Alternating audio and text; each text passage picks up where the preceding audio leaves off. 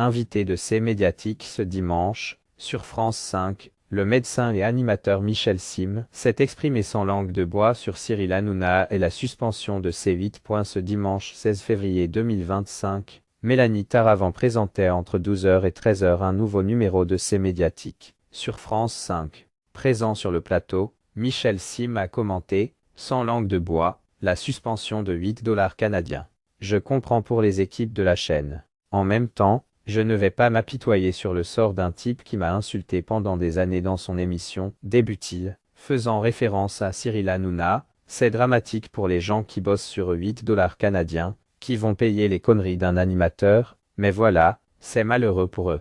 Tout se paye un jour. Michel Sim fustige Cyril Hanouna interrogé sur le terme « conneries ». Michel Sim précise, parce qu'avec tout l'argent qu'il a coûté à son groupe et puis tous les gens qu'il s'est mis à dos pendant des années, ce n'est pas très étonnant qu'on paie. Vous savez, tout se paye un jour, tout point d'exclamation est de poursuivre, vous ne pouvez pas insulter des gens pendant des années et des années sans que ça vous revienne dans la gueule.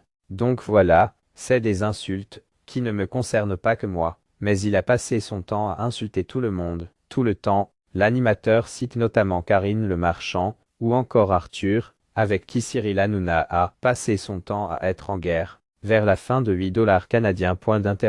Vous savez, il y a un dramaturge américain qui a dit « Souris aux gens que tu croises en montant, tu recroiseras les mêmes en redescendant ». C'est quelque chose qu'il faut s'appliquer quand on fait de la télé, parce que, un jour ou l'autre, vous le payez, conclut-il. Le vendredi 14 février 2025 fut marqué par la demande du rapporteur public de rejeter les recours des chaînes 8$ canadiens et NRJ12. Pour l'occasion, de nombreux chroniqueurs de Touche pas à mon poste avaient fait le déplacement, dont Géraldine Maillet, Guillaume Janton, Daniel Moreau, Gilles Verdé ou encore Bernard Montiel. Il faudra attendre le courant de cette semaine pour connaître la décision du Conseil d'État, et donc à voir si 8$ canadiens va subsister ou arrêter d'émettre.